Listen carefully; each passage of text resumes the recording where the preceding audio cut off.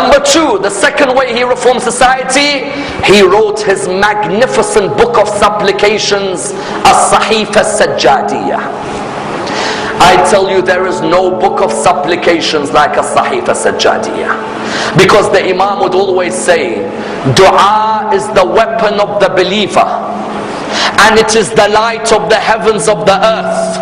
Imam, in another hadith, Imam Hassan, when they were asking him, what's the distance between heaven and earth? Imam would say, the distance between the skies and the earth is the cry of an oppressed person in dua. As-Sahifa Sajjadiyah is the greatest book of supplications written by a human being.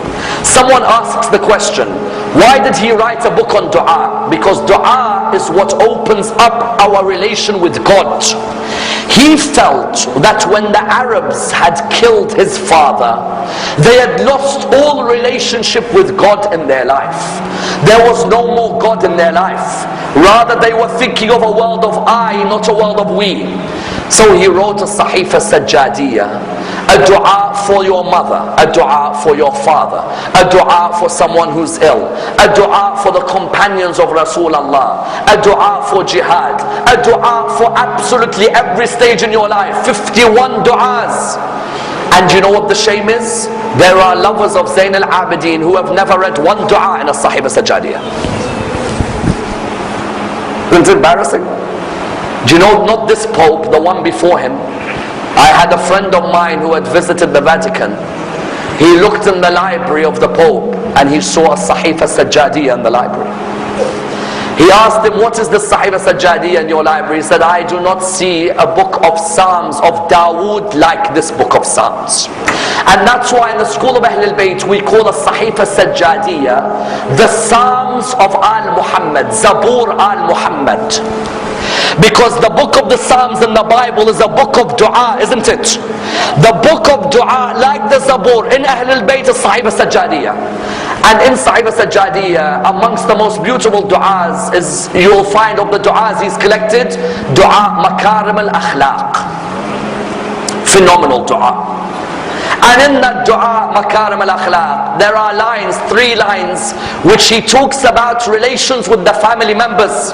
He felt the people had lost their relations with family. They were willing to kill their own family member. In that book, do you know what he had written?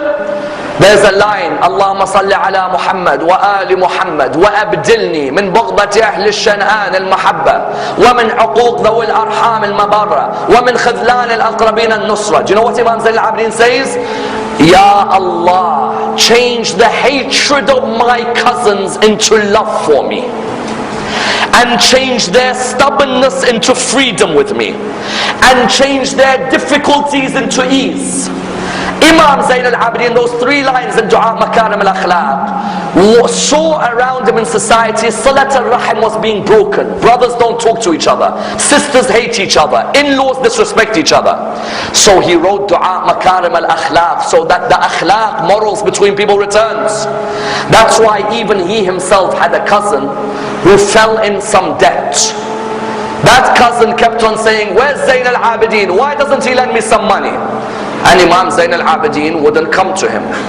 That cousin began to abuse Imam Zayn al-Abidin day and night in front of the people.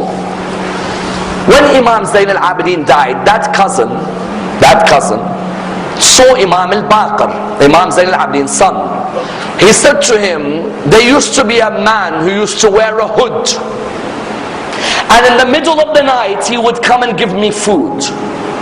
But I've not seen that man for a few nights. Who is it?